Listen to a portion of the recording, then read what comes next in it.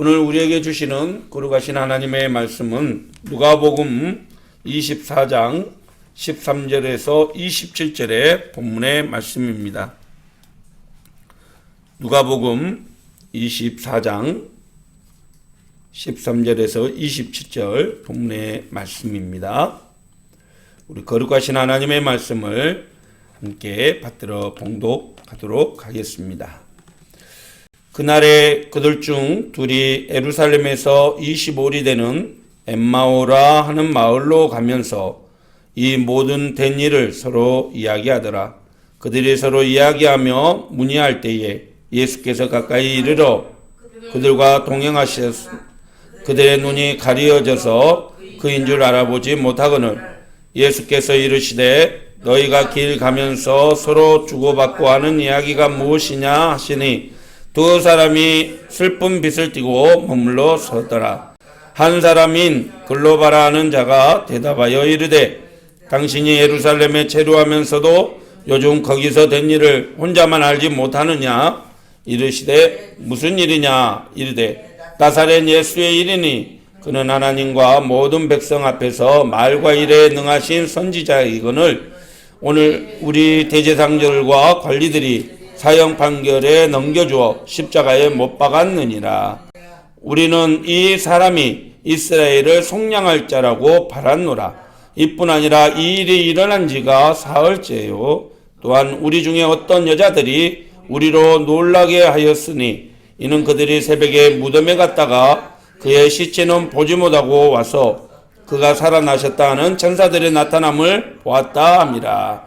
또 우리와 함께한 자 중에 두어 사람이 무덤에 가 과연 여자들이 말한 바와 같음을 보았으나 예수는 보지 못하였느니라 하거늘 이르시되 미련하고 선지자들이 말한 모든 것을 마음에 더디 믿는 자들이요 그리스도가 이런 고난을 받고 자기의 영광에 들어가야 할 것이 아니냐 하시고 이에 모세와 모든 선지자의 글로 시작하여 모든 성경에 쓴 바 자기에 관한 것을 자세히 설명하시느니라.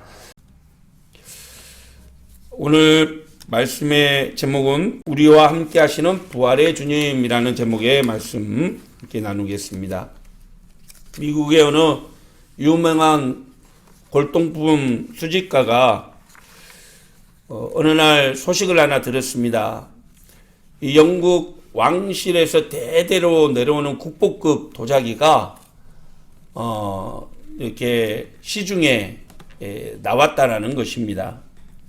그래서 그 도자기를 너무나 보고 싶은 마음에 급히 비행기 타고 영국으로 날아갔습니다. 수소문을 해서 그 도자기를 가지고 있다는 사람을 만났는데 아불싸 그 사람이 그러는 거예요. 몇 년 전에 어떤 미국의 수집가가 와가지고 그 도자기를 사갔다고. 너무너무 실망해서 본인은 꼭 그것을 가지고 싶었는데 안타까운 마음에 이제 미국으로 돌아왔습니다. 그리고 몇 대가 지나서 자기의 창고를 정리를 하는데 그 창고에 낯익은 상자 하나가 보이는 것이었습니다. 그래서 그 상자를 뜯어서 안에 살펴보았더니 놀랍게도 이 사람이 그렇게 찾아 헤매던 이 영국 왕실의 국보급 도자기가 그 상자 안에 담겨져 있었다는 것입니다. 이 사람은 정작 자기가 그렇게 애타게 찾고 가지고 싶었던 그 도자기를 가지고 있었음에도 이 창고에 보관한 채 그 기쁨을 느끼지 못하고 있었다는 것입니다. 사실 오늘 본문에 등장하는 이 제자들의 상황도 이 비유의 이야기와 다른 것 같지 않습니다. 그렇게 자신들이 믿고 3년 6개월 동안 공생의 활동들을 같이 하고 모든 기적과 이적을 경험했던 그렇게 사랑하는 예수님이 자기들 옆에 함께 동행하는데도 그것들을 알지 못한 채 그 사랑을 깨닫지 못한 채 시간만 허비하고 있는 제자들의 모습처럼 말입니다. 그렇습니다. 제자들은 예수님이 이 고난을 받고 죽음 이후에 다시 살아날 것을 누차 말씀해 주었지만 그 제자들은 그 말씀을 믿지 못했고 결국 자신들의 희망을 포기한 채 엠마오라는 마을 약 12km가 되는 예루살렘에서 떨어진 그곳을 향해서 내려갔던 것입니다. 가는 도중에 낯익은 사람을 하나 만나서 그 사람과 함께 대화를 하면서 12km를 걸어갔는데 나중에 한 마을에 도달해서 그분과 같이 식사를 나누고 가자고 억지로 붙들어서 갔는데 놀랍게도 떡을 떼고 나서 보니까 그분이 그렇게 만나고 싶어 했던 예수님이었다는 사실입니다. 그렇게도 만나고 싶었던 예수님과 함께 있었지만 그들은 그 예수님을 느낄 수가 없었다는 것이죠. 여러분, 저와 여러분들도 고통품을 찾아 헤매는 수집가와 예수님과 함께 12km의 길을 걸으면서도 예수님인지 알아보지 못한 제자들처럼 부활하신 주님이 우리와 늘 함께 하시는데 그것들을 느끼지 못한 채 주님 나와 함께 해주세요. 주님 나를 도와주세요. 라고 울부짖고 찾고 있지는 않으십니까? 주님이 나에게 길을 알려주시고 나의 어려움과 고난과 시련들을 함께 겪어주시고 위로해 주시면서 우리와 함께 동행해 주시는데 정작 우리는 그것들을 느끼지 못한 채 내 마음대로 내가 원하는 길로 가고 있지는 않느냐는 말입니다. 그렇습니다. 여러분, 부활의 주님은 한 번도 제자들을 떠나신 적이 없습니다. 부활의 주님은 한 번도 저와 여러분이 예수님을 믿고 난 뒤부터 떠난 적이 없으십니다. 할렐루야. 다만 우리의 마음이 주님을 떠났고 우리의 영적인 눈이 가려워져서 예수님을 보지 못했을 뿐이죠.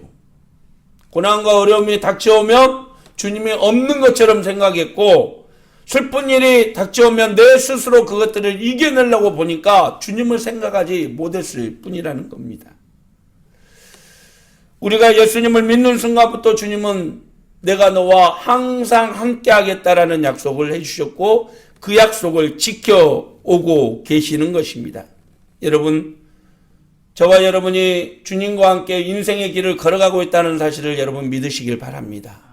우리가 그것을 믿을 때에 엠마오로 내려가는 제자들이 그 주님을 느꼈던 것처럼 우리는 항상 믿음으로 승리할 수 있고 어떤 시련과 환난 앞에서도 굳게 이겨낼 수 있음을 믿으시길 바랍니다. 결코 상황 앞에 두려워하지 마시고 주님이 함께 하시겠다는 그 약속을 믿고 포기하거나 좌절하거나 절망하지 말고 주님 손 꼭 붙들고 승리하는 저와 여러분이 되시기를 간절히 축원합니다.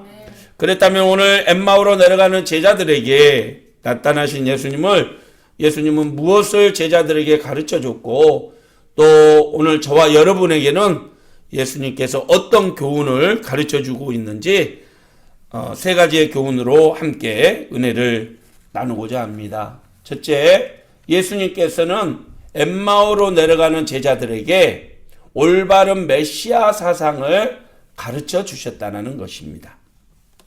오늘 본문에 보면 예수님과 함께 동행한 제자 중에 글로바라 하는 제자가 예수님에 대해서 그렇게 얘기합니다. 이스라엘을 속량할 자라고 바랐다라고 말입니다. 우리 21절의 말씀 우리 같이 한번 봅니다. 우리는 이 사람이 이스라엘을 속량할 자라고 바랐노라. 이 속량이라는 단어를 자세히 살펴보면 이 단어는 원래 회복, 해방이라는 단어와 가깝습니다. 회복시키고 해방시키다. 그래서 예수님을 믿고 따랐던 제자들은 오늘 엠마오로 내려가는 제자들도 마찬가지지만 로마로부터 압제를 풀고 정치적으로 해방시켜줄 분, 그분이 예수님이라고 믿고 따랐다는 거죠. 그러니까 제자들과 엠마오로 가는 제자들은 정치적인 해방을 가져다 줄 메시아로 예수님을 믿었다는 것입니다. 하지만 중요한 것은요, 예수님이 말씀하신 이 속량에는 또 다른 의미가 있다라는 거죠. 그게 뭐냐?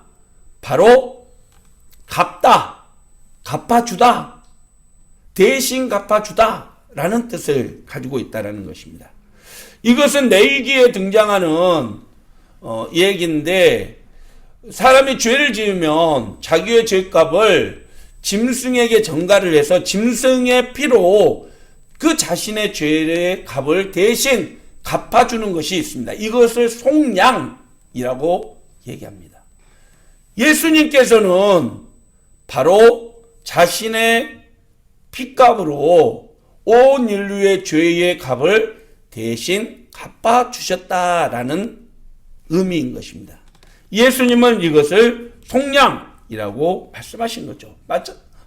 맞습니다. 예수님은 우리가 도저히 우리의 죄값을 갚을 만한 능력도 안 되고 도저히 힘도 안 되기 때문에 자신의 힘으로, 자신의 능력으로, 자신의 피값으로 우리의 죄의 값을 대신 갚아 주신 것입니다. 그래서 오늘 25절 말씀에 보면 예수님은 바로 나는 이런 일로 너희와 함께 했다라고 얘기합니다. 우리 25절 말씀 같이 한번 보겠습니다. 이르시되 미련하고 선지자들이 말한 모든 것을 마음에 더디 믿는 자들이요 그리스도가 이런 고난을 받고 자기의 영광에 들어가야 할 것이 아니냐 하시고 이에 모세와 모든 선지자의 글로 시작하여 모든 성경에 쓴 바 자기에 관한 것을 자세히 설명하시느니라. 그렇습니다. 메시아가 고난당한 후에 영광받아야 된다라고 성경에 기록되어 있다면 그것은 예수님 자신이 메시아다라는 것을 가르쳐주고 있는 것이죠. 이사야 53장 5절 6절에 메시아는 이런 분이다라고 예언해주는 이사야의 예언이 있습니다. 우리 같이 한번 보겠습니다. 그가 찔림은 우리의 허물 때문이요 그가 상함은 우리의 죄악 때문이라. 그가 징계를 받음으로 우리는 평안을 누리고 그가 채찍에 맞음으로 우리는 나음을 받았도다. 우리는 다 양 같아서 그를 행하며 각기 제 길로 갔거늘 여호와께서는 우리 죄악의 모두의 죄악을 그에게 담당시켜 주셨도다. 여호와의 종 메시아는 다른 사람이 아닙니다. 다른 역할을 하는 사람이 아닙니다. 오직 하나 고통당하는 사명을 짊어진 사람입니다. 고통당하는 사명을 가진 역할을 하는 사람입니다. 이것이 메시아의 사명입니다.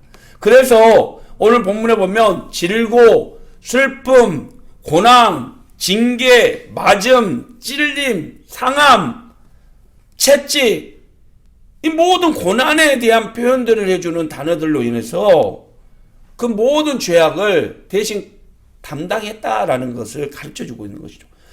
여러분, 예수님은 우리의 죄악을 담당하시기 위해서 고통당하심으로써 모든 사람들에게 자신을 모든 믿는 사람들에게 구원의 길을 열어주신 분입니다. 믿습니까?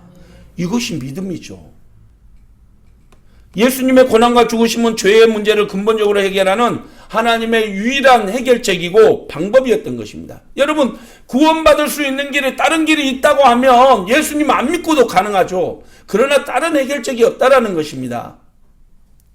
사랑하는 성도 여러분, 하나님과 원수되었던 우리가 십자가로 예수님의 죽으심으로 화목하게 되었고 이방이었던 우리가 하나님의 자녀가 되었다는 사실을 여러분 믿으시길 바랍니다. 오직 예수 그리스도 은혜 안에서만 속량 죄값이 갚아진다는 사실 여러분 믿으십시오.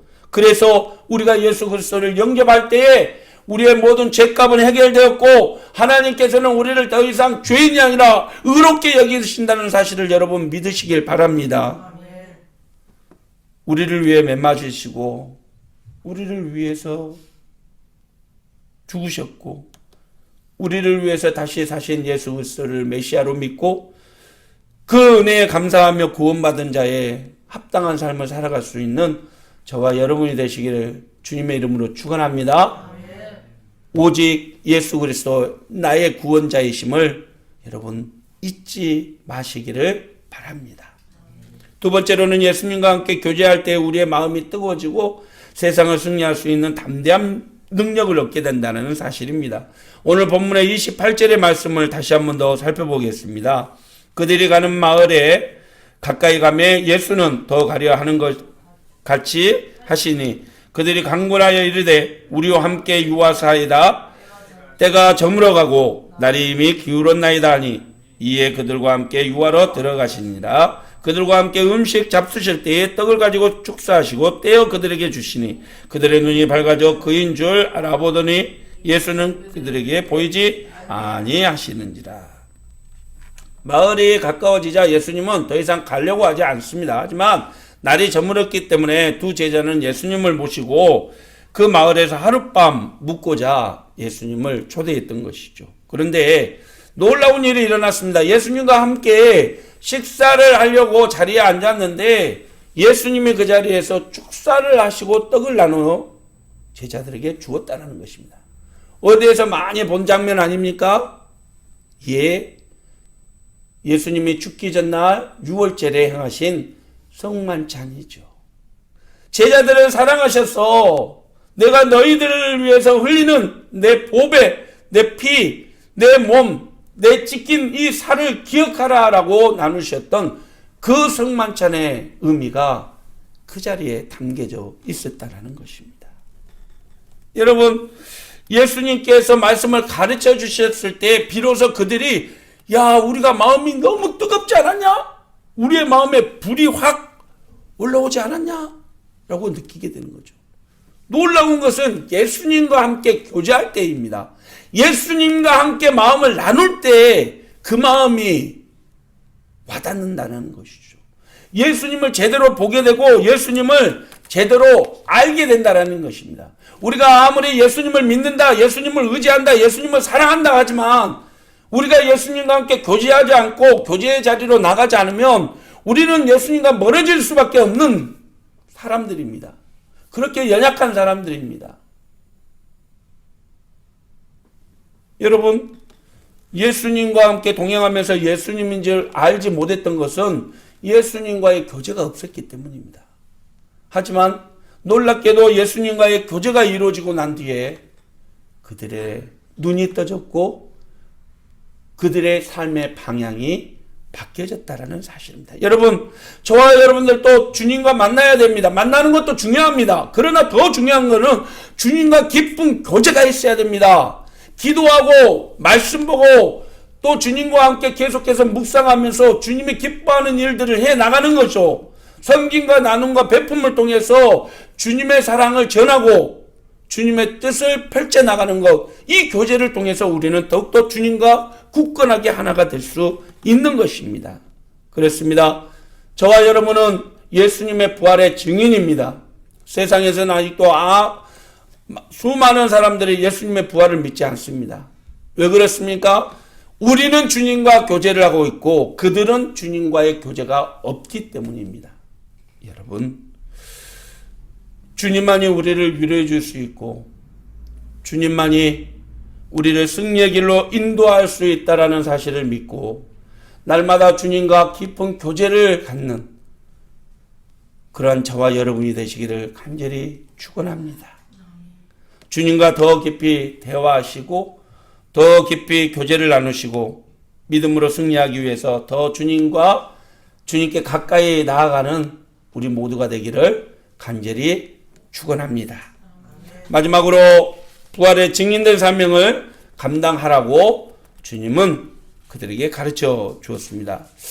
어릴 때요, 제가 12년 됐는데, 이 교회에 올라와가지고, 이 막내 아들이 초등학교 3학년, 큰애가 4학년이라 와서 이제 청소를 하다 보면 저 혼자 이렇게 청소를 하면 시간이 오래 걸리고 그러니까 제가 꾀를 하나 냈어요.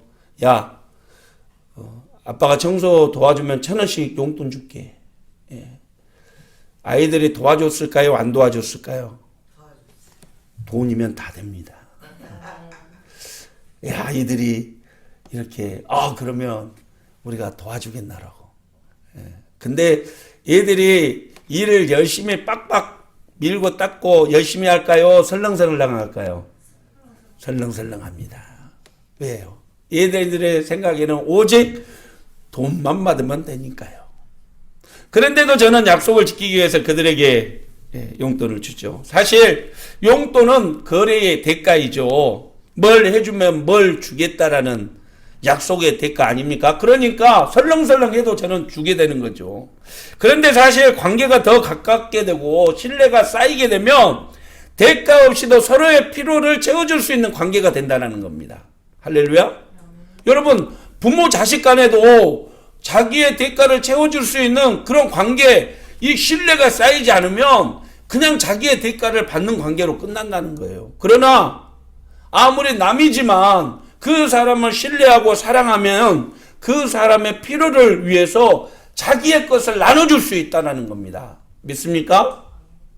시골에 계신 제 선배 목사님은 이 신장 이식을 해야 되는데 정말로 그렇게 가족들도 있고 성도들도 많고 그러는데 마음을 나누던 시골교회 목사님이 자기의 신장을 내어서 이식을 시켜주셨다는 겁니다.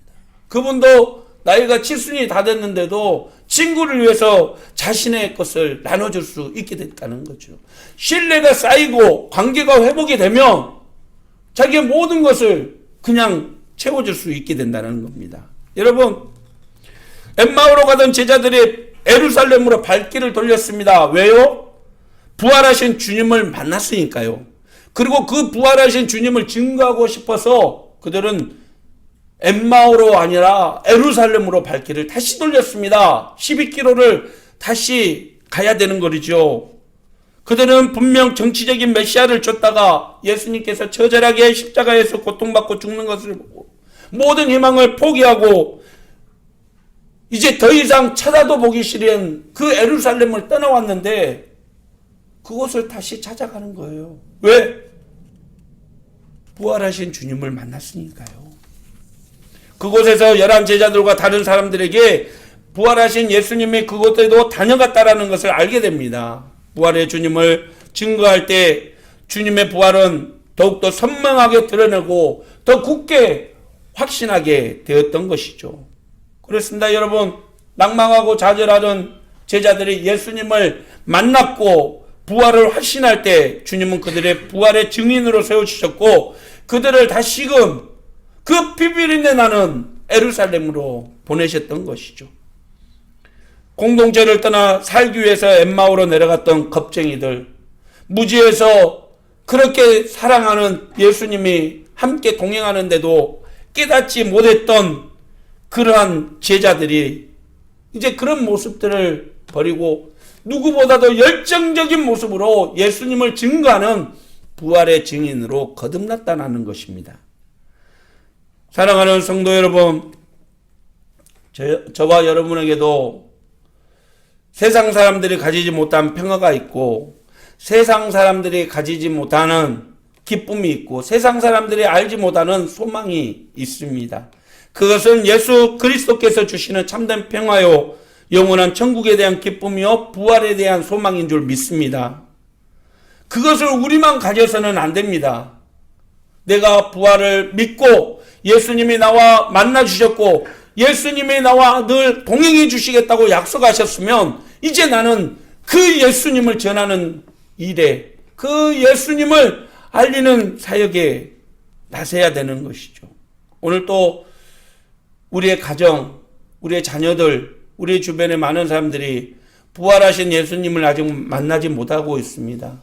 부활하신 예수님을 알지 못하고 있습니다. 그들이 알 수 있는 방법은 오직 우리를 통해서입니다. 사랑하는 성도 여러분, 저와 여러분이 부활의 주님을 만났다면 그 부활의 주님을 증거하는 사명을 감당할 수 있기를 간절히 축원합니다.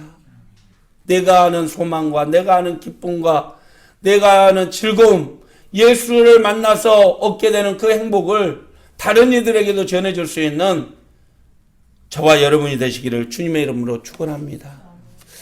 말씀을 마칩니다. 어떤 왕이요, 궁궐에서 왕비를 간택을 해야 되는데, 이게 그런 얘기가 있잖아요. 여자가 집안에 잘 들어와야 된다. 그래서 이 왕이 고민하다가 지혜를 하나 짜냈던 겁니다. 어떤 지혜냐면, 이 추천받은 이 처녀들에게 씨앗을 하나 나눠주고, 이 씨앗을 가장 잘 아름답게 꽃 피우는 그 처녀를 왕비로 간택하겠다. 이런 꾀를 냈던 거죠. 그래서 전국에서 이렇게 추천받은 100명의 처녀들에게 이렇게 씨앗을 하나씩 나눠주고 화분에다가 가장 곱게 아름답게 꽃을 피우면 그 사람을 간택하겠다라고 선포를 했습니다. 그리고 100일의 시간을 주었습니다. 처녀들은 열심히 이 화분에다가 씨앗을 심고 물 주고 햇볕에다가 말리고 바람도 쬐게 하고 혹시나 새가 이렇게 파내 갈까봐 조심조심 해가지고 했던 거죠. 그런데 100일이 지난 뒤에 왕에게 나왔는데 99명의 아가씨들, 이 처녀들은 정말 각자가 이렇게 예쁘게 핀 꽃들을 들고 나왔는데 한 명의 처녀만 빈 화분을 가지고 나왔다는 겁니다. 그런데 왕은요, 그 한 명의 이 꽃을 피우지 못하는 빈 항아리를 가지고 나온 그 처녀를 왕비로 간택했다는 거죠.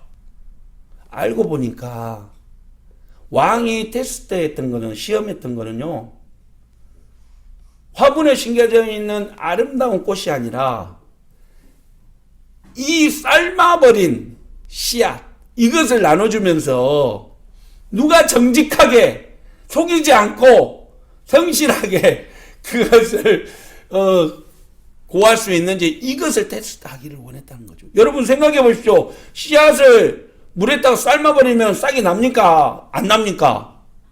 안 나죠. 싹이 난 씨앗은 그건 미친 씨앗입니다. 예.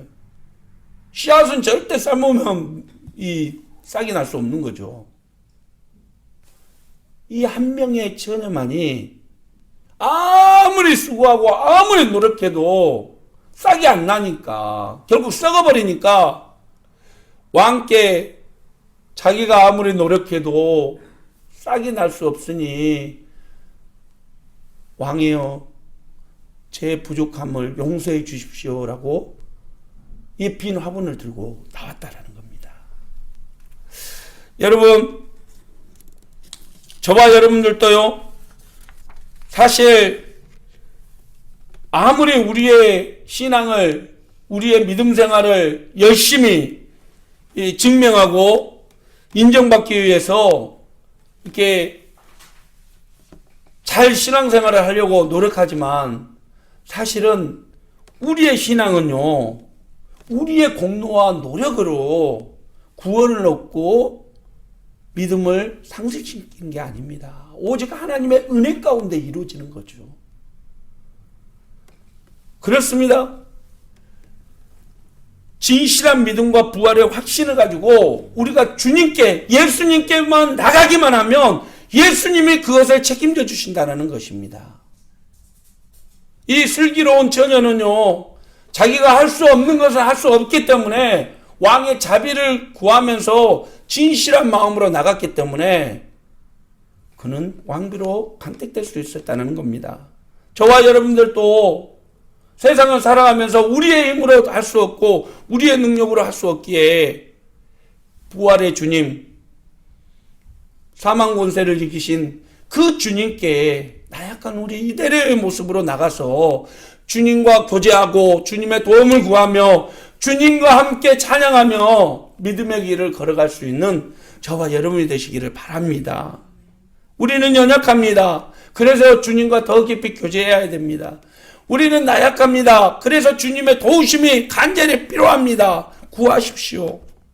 우리가 힘들고 지치고 낭망하고 절망할 때 반드시 주님은 우리의 모든 속사정을 하시고 우리를 도와주실 것입니다. 그것을 믿고 주님께 나아갈 수 있는 저와 여러분이 되시기를 바랍니다. 부활의 주님은 오늘도 우리와 함께 하시고 내일도 우리와 함께 하시고 우리의 믿음 가운데 거하시며 우리의 믿음을 통해서 반드시 승리할 수 있도록 우리를 도와주실 것입니다. 부활의 주님께서 주시는 참된 평안과 기쁨, 위로의 선물들이 우리 사랑하는 교우들 가정 가운데 가득가득 넘치시기를 우리 주님 예수님의 이름으로 간절히 축원합니다. 아멘. 기도하겠습니다. 사랑의 하나님 아버지, 엠마오로 내려갔던 주님의 두 제자처럼 주님께로부터 멀어지지 않는 저희들 되게 하여 주시옵소서. 주님 곁을 떠나지 않는 저희들 되게 하여 주시옵소서.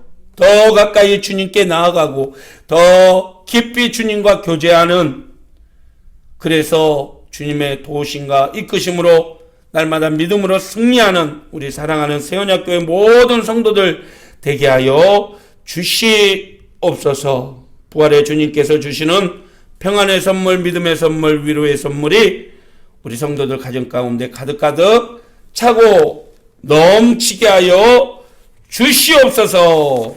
예수님의 이름으로 기도하옵나이다. 아멘. 사랑하는 성도 여러분, 주님은 말씀하십니다. 너희는 그 은혜로 인하여 믿음으로 말미암아 구원을 받았으니 이것은 너희에게서 난 것이 아니라 하나님의 선물이다. 우리가 받은 하나님의 풍성한 은혜의 선물을 내 주변에 믿지 않는 이들에게 나눠주고 그들을 위해서 섬기고 기도하는 그런 아름다운 부활의 증인으로 살아가는 저와 여러분이 되시기를 바랍니다. 기도하겠습니다. 지금은 부활의 첫 열매 되시며 우리에게 영원한 생명을 가져다 주신 기묘자요 평안의 왕이신 예수 그리스도의 무한하신 은혜와 죄와 사망의 자리에서 우리를 건져주신 하나님 아버지의 크신 사랑과 오직 주님의 십자가 길을 따라 순종하며 나아가도록 도우시는 성령님의 교통하심과 인도하심과 역사하심과 충만하심의 은혜가 세원학교의 모든 성도들 머리 위에와 가정 위에, 자녀들 위에 하는 모든 일들 위에, 교회와 나라와 민족과 세계 열방 위에 이제로 영원히 함께 하시기를 간절히 축원하옵나이다. 아멘.